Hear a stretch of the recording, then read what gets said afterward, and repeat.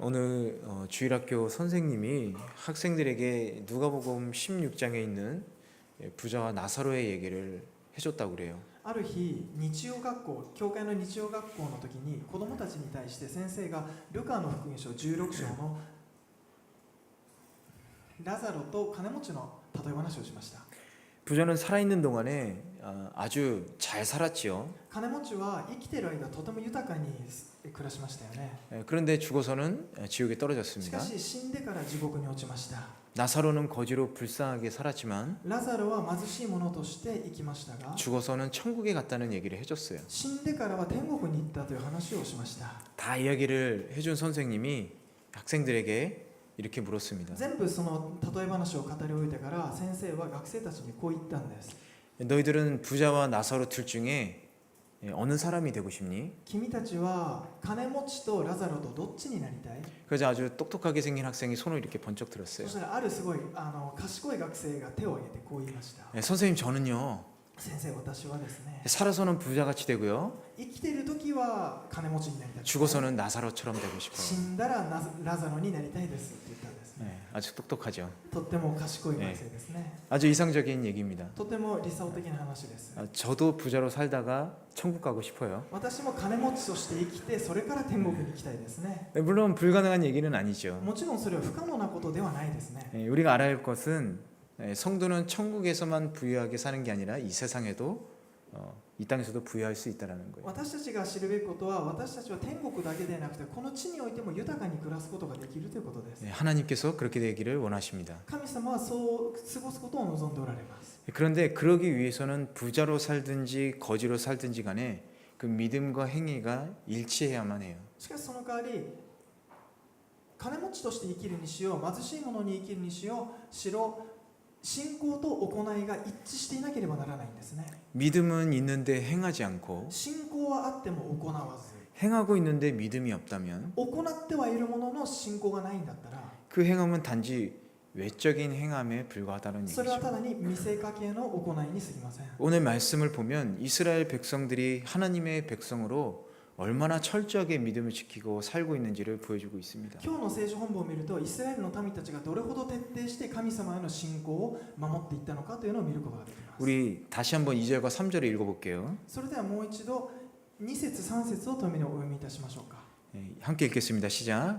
그때 여호와께서 여호수아에게 말하였습니다. 너는 돌칼을 만들어 이스라엘 백성들에게 다시 할례를 시행하여라. 그래서 여호수아는 돌칼을 만들어 할례산에서 이스라엘 백성들에게 할례를 시행했습니다.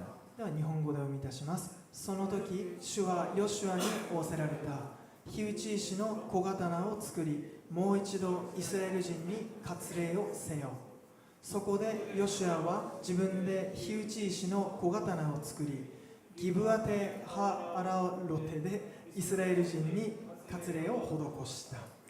이 할례라는 것은 하나님께서 아브라함과 언약을 맺으시고 또 그의 자손이 이방인과 구별되는 하나님의 언약 백성임을 증명하는 증표입니다. 割礼というのはアブラハム契約によってそのアブラハムの子孫であるイスラエルの民たちが異邦人と区別されているというのを証明するための契約の印となっています。 그래서 하나님은 언약 백성인 이스라엘 백성들에게 자신들뿐만 아니라 자손들에게도 대대로 하라고 명령을 하셨죠. そのため神様はその契約の民であるイスラエルの民たちに、あなた方だけではなくその子孫にまで代々及んでそれを守りなさいと言ったんです。 그렇기 때문에 하나님의 백성으로 속한 모든 사람들은 반드시 할례를 행함으로 하나님의 언약 백성의 표를 가지고 있어야 되는 거예요. そのため神様に属する契約の民はすべてその神様との契約によって受けるべきその印というものを体に持っていなければなりません。 그런데 본문의 4절, 5절을 보면 しかし本文の4節5節を読むと、 처음에 40년 전에 애굽에서 처음 나온 20살 이상의 이스라엘 사람들은 할례를 받았지만 最初の40年前にエジプトを出した第一世代の20歳以上のイスラエル人男子たちはすべて割礼を受けましたが、 하지만 그 광야에서 태어난 그 자손들, 딸들은 아들만이죠. 죄송합니다. 아들들은 할례를 받지 않았다라는 し 거예요. かしアラノで生まれたその子供第2世代のイスラエル人たちはまだ割礼を施されていませんでした。 그래서 이 가나안 전쟁이라는 큰 전쟁을 앞에 두고 이들은 다시 한번 우리가 하나님의 언약의 백성이라는 것을 확인해야 될 필요가 있었던 거예요. そのためそのイスラエル人たちはカナン戦争を前にして自分たちがイスラエルの民であると、その契約を受けた民であるということを確認する必要がありました。 이제부터 처절한 전쟁이 있는데 하나님과 이 백성 사이의 관계가 어떤 관계에 있는지를 다시 정립하면서 아, 내가 정말 하나님의 백성이구나라는 그 언약의 표를 가졌어야 됐었습니다. そのカナンの征服っていうのを戦争を前にしてイスラエルの民たちはその神様と正常な関係ですねを結ぶために、すなわち神様との契約の民となったんだということを確認するためにその契約の印を受けるものでした。 그래서 하나님께서는 이스라엘 백성에게 할례를 행하도록 명령을 하신 거죠. そのため神様はイスラエルの民たちに割礼を受けなさいと命令をしました。 이것은 오늘 우리들을 본다면, 성도들 본다면 それは今日の私たち教会の生徒たちが見ると、 하나님께서 약속하신 영적인 가나안 땅, 神様が約束された霊的なカナンの土地、 바로 하나님 나라를 향해서 가는 그 길을 걷고 있는 우리들에게 그 언약의 표가 필요하다라는 것을 얘기하고 있는 거죠. まさにその神の国に向かって歩いている私たち生徒たちに対して私たちにもその契約の印が必要となるということを言い表しています。 여러분 이해가 되세요? 皆さん、 가나안 땅에 들어가서 이제 전쟁을 정복하기 위해서 시작한 것이 첫 번째는 하나님과의 관계가 어떤 관계인지를 알기 위해서 그 할례를 시행했다라는 거예요. その理解できるでしょうか。そのカナンの地に入るその時にその神様との関係をしっかりと確立するためにそこでカナンの地の契約の印というのが必要になったということです。 그처럼 우리가 이제 하늘 나라의 백성으로서 하늘 나라에 들어가기 위해서는 그 하나님의 언약 백성의 표가 필요하다는 거죠. そのように私たちも神様の国に入る前に神の民としてその契約の印を受けなければならないということになります。 다른 믿지 않는 자들과 구별할 수 있는 것이 필요하다는 거예요. 他の不信者、信じてない人たちと区別するためのものが必要だということです。 그게 무엇일까요? それは何でしょうか。 아는 사람 있습니까? ご存知の方いらっしゃいますか。 없습니까? いらっしゃいませんか。 여러분은 하늘 나라에 안 들어가시나요? 皆さんは神の国に入りたいと入りませんか。 많은 성도들이 물 세례를 얘기를 하죠. 多くの生徒の人たちはこれは水のバプテスマのことだと言います。 다른 믿지 않는 자들과 구별되는 증표로서 물 세례라고 얘기를 많이 할 거예요. 他の信じてない人たちと区別するための印として水のバプテスマをあげるんですね。 물론 전혀 다르다고는 할 수 없습니다. もちろんそれは全く違うということはできません。 사실 구약의 할례라는 것이 신약 시대의 물 세례로 대치되었어요. 事実、旧約時代の割礼というものは新約時代におけるバプテスマに置き換えされました。 할례가 선민의 하나님이 택하신 백성의 일원이 되었다라는 것처럼 물 세례는 교회의 구성원이 되었다라는 표시입니다. 割礼というのが神の契約の民としての一員にしたとなれば、水のバプテスマは私たちは教会の一員にされたことを表しています。 그러나 물 세례는 진정한 의미에서 성도로 하여금 이 하나님 나라에 들어갈 수 있는 언약 백성의 표는 아니에요. しかし水のバプテスマというのは本当の意味で生徒をして神の国に入らせるようにする、そのための契約の民の印とはならないんです。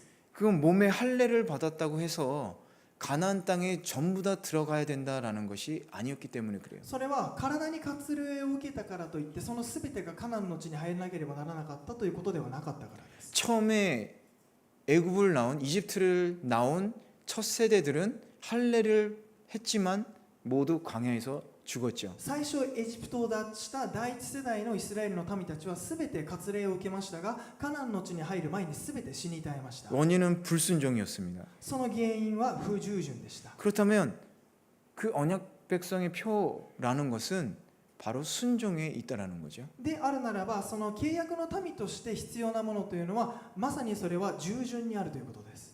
할례라는 것은 단순히 외적인 표시를 남기기 위해서가 아니라 아브라함과 하나님과의 그 언약을 상기시키는 것이었었어요. その割礼というのはただ体に印を与えるというものではなくて、アブラハムと神との関係をもう一度思い起こさせるものだったんですね。 이방인들과 구별시키고 하나님의 法人と区別させ 하나님과의 영원한 언약을 기억하게 하기 위해서 할례를 행한 겁니다. 神との永遠の契約をもう一度思い起こさせるために行ったんです。 그렇기 때문에 할례는 이스라엘 백성들이 하나님과의 언약을 지킴으로 이방인들과 구별되는 거룩한 삶을 살 때 의미가 있게 되는 거죠. そのため割礼というのはイスラエルの民がまず神様との契約を守ることによって、そして区別された清い生活を送ることによってこそ意味が出てくるものなんです。 그런데 그렇게 할례는 행했지만 그런 거룩한 삶을 살지 않는다면 그 할례는 의미가 し 없어지는 か 겁니다. し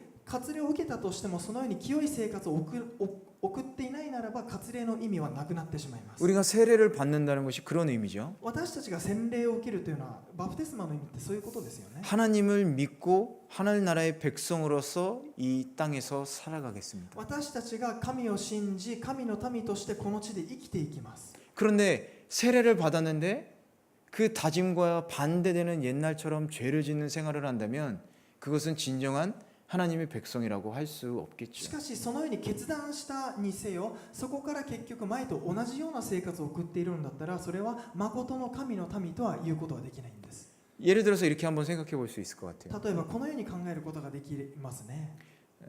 정 씨와 이 씨가 있어요. 정 씨, 이 씨. ジョンさんとイーさんがいます。 근데 그 정 씨를요 이 씨 집안의 양자로 받아들였습니다. そのジョン氏がイー氏へのその養子、ジョンさんがイーさんの養子縁組としてその養子として受け入れました。 그러면 정 씨 집안에서 그 모든 생활을 버리고 이 씨 집안 사람이 돼야 되죠. そうすればジョンさんはジョンさんの生活家柄の生活をすべて捨ててイーさんとしての家にならなければ、すみません、イーさんの家庭にならなければならないわけです。 양자가 됐는데 이름도 바뀌었는데 養子になったのに、そして名前ももう変えてしまったのに、 근데 행동은 정 씨 집안 사람으로 한다면 しかしその行動だけはいまだにジョンさんの家庭としての行動生活を続けているならば、 이 씨 집안 사람이라고 인정을 받을 수 없겠죠. その人はイーさんの家の人だって認められないですよね。 마찬가지입니다. それと同じ話ですね。 우리가 하나님 나라의 거룩한 백성이라면 私たちが神の国の清い民ならば、 이름만이 아니라 우리의 하는 모든 행동도 그렇게 돼야 된다는 거죠. 名前だけではなく私たちのすべての行いもそれに準じなければならないということになります。 그렇기 때문에 중요한 것은 뭐냐? そこで重要なことは何かとなります。 하나님의 언약의 말씀을 지키고 순종해야 한다라는 거예요. 神の契約の御言葉を守りそこに従うということになります。 할례 받은 이스라엘 사람들이라도 언약의 말씀에 불순종한다면 할례 받지 않은 사람들과 같은 입장이었습니다. 割礼を受けたイスラエルの民も神の御言葉に対して不従順であるならば割礼を受けていない民と同じになっていました。 출애굽한 이스라엘 1세대들은 불순종으로 할례를 받았지만 불순종으로 가나안 땅에 못 들어갔지만 2세대는 순종함으로 들어갔습니다. エジプトを出た第一世代のイスラエルの民たちは不従順によって荒野で滅びてしまいましたが、第二世代のイスラエルの民たちはすべて信仰従順によってカナンの地に入ることができました。 재미있는 건 가나안 땅에 먼저 들어가서 할례를 받았다는 거예요. 面白かったのはまず興味深いことはまずカナンの地に入ってすぐ割礼を施したということです。 하나님 말씀에 순종하면 구원에 이른다라는 겁니다. それは神の御言葉に従順してこそ救いに到達することができるということです。 그래서 사도 바울은 로마서 2장 28절에서 29절에서 이렇게 얘기를 하고 な 있습니다. ので使徒パウロはローマ書28節にローマ書2節2章28節29節でこう言っています。 우리 함께 읽어보겠습니다. 共に読んでみましょ 시작. 겉으로 유대 사람이라고 해서 참 유대 사람이 아니고 몸에 받은 할례가 참 할례가 아닙니다. 오히려 속 사람이 유대 사람이라며 참 유대 사람이며 문자화된 율법에 의해서가 아니라 성령으로 마음에 받은 할례가 참 할례입니다. 그 칭찬은 사람에게서가 아니라 하나님에게서 옵니다. う。では日本語でお読みしたいと思います。外見上のユダヤ人がユダヤ人なのではなく、外見上の体の割礼が割礼なのではありません。かえって人目に隠れたユダヤ人がユダヤ人であり、文字ではなく御霊による心の割礼こそ割礼です。その誉れは人からではなく神から来るものです。 그러니까 형식적으로 행하는 것들로 진정한 구원을 받을 수는 없다라는 얘기를 하는 거죠. なので形式的に行うことだけで誠の救いは得ることはできないということです。 하나님 나라는 이스라엘 백성들이 들어간 가나안 땅과 같이 육적인 것이 아닙니다. 神の国というのはイスラエルの民が入ったカナンの地のように肉的なものではないんです。 하나님 나라는 영적인 나라예요. 神の国というのは霊的な存在です。 하나님 나라에 들어갈 수 있는 언약 백성의 표 역시 그렇기 때문에 영적인 거죠. なのでその神の国に入ることのできるその契約の印もまた霊的なものでなければなりません。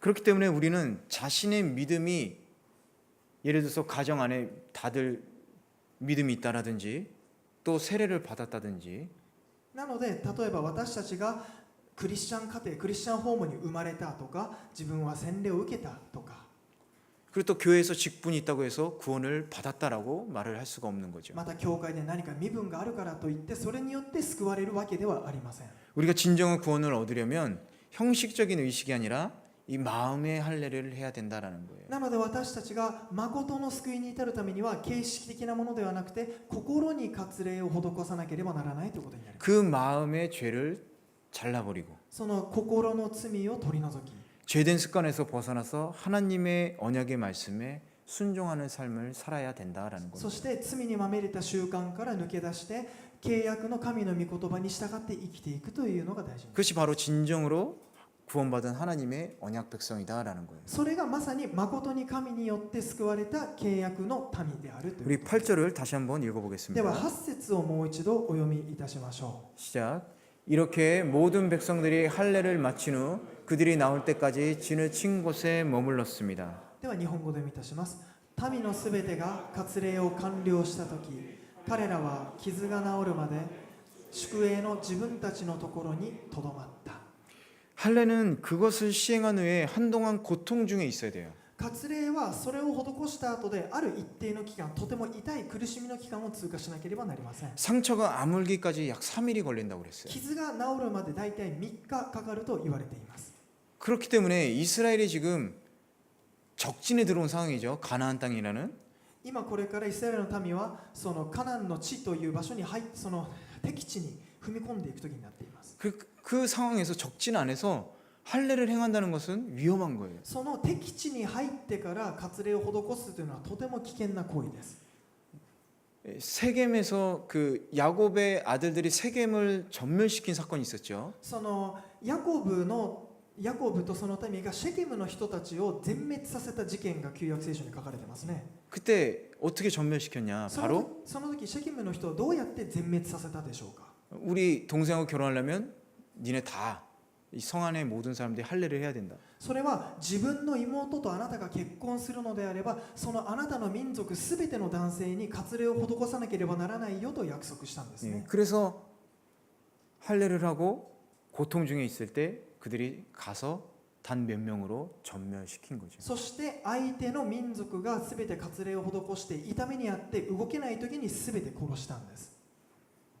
만약 이스라엘이 할례를 시행하고 있을 때 그 고통 중에 있을 때 가나안 민족들이 공격을 해온다면 전멸할 수 있었어요. なのでもしそれと同じようにイスラエルの民が割礼を施した後その痛みで男性が動けない時にカナンの民族が襲ってきたならばイスラエル人はそこで絶滅したかもしれません。 그런데 그들은 먼저 그럼 반만 먼저 하죠. 반씩 교대하죠. 이런 얘기 안 했어요. しかしそのイスラエルの民はじゃあ男半分ずつ最初に割礼別々でやろうかとは言いませんでした。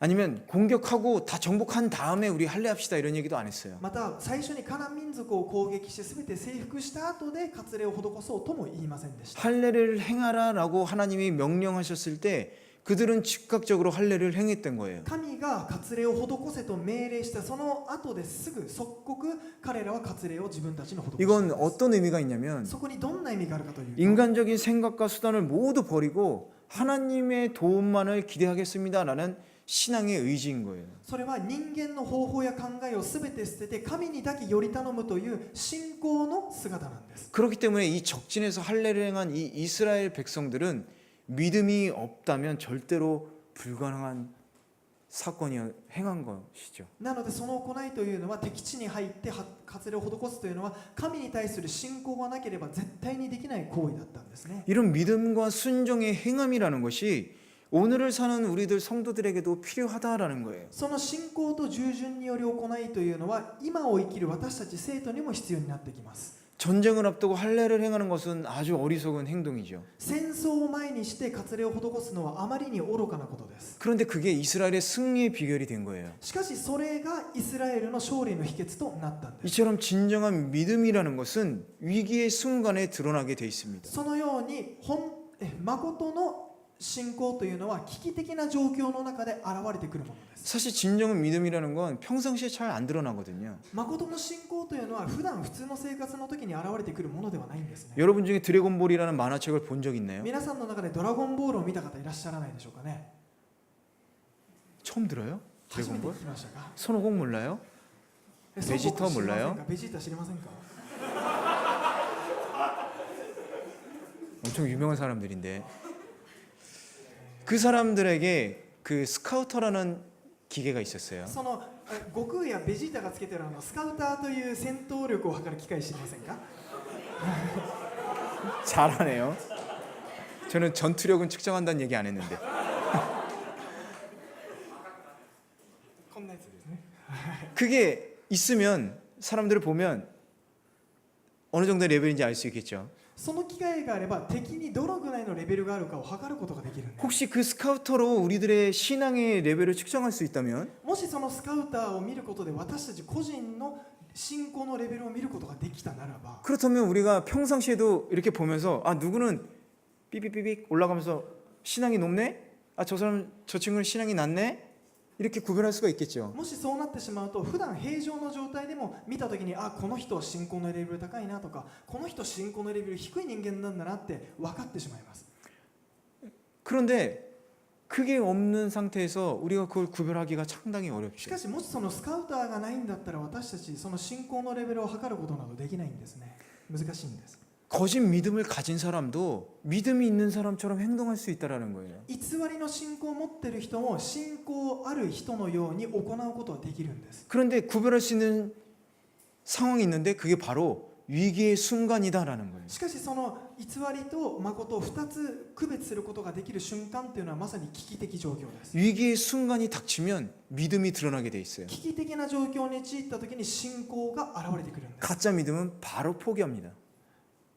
偽りの信仰というのはすぐそこで諦めてしまいます。 하지만 진정한 믿음을 가진 사람은 위기의 순간에도 끝까지 믿음을 지키죠. しかし誠の信仰を持っている人は危機的瞬間の中でも最後まで信仰を守り通します。 그 믿음으로 자신의 믿음을 진짜라는 것을 입증하는 거예요. 보여주는 거예요. それによって自分が持っている信仰というのは誠の信仰だということを証しするんです。見せるんですね。 그것이 바로 진정한 믿음의 행위다라는 겁니다. それがまさに誠の信仰者の行いということになります。 여러분에게 이런 믿음이 있습니까? 皆さんにはそのような信仰はあるでしょうか？ 안정되고 잘 나갈 때만이 아니라 安定して豊かに暮らしている時だけではなくて 어렵고 힘들고 도저히 불가능한 상황 속에서 大変で苦しくて自分では解決不可能だと思われる環境の中で 여러분이 하나님의 말씀에 따라 순종하면서 そこで 그 행위가 여러분의 삶 가운데 드러나고 있냐라는 거예요. そこでその神の御言葉に従順して従順に従ってという姿が皆さんの人生の中で現れてはいるでしょうか？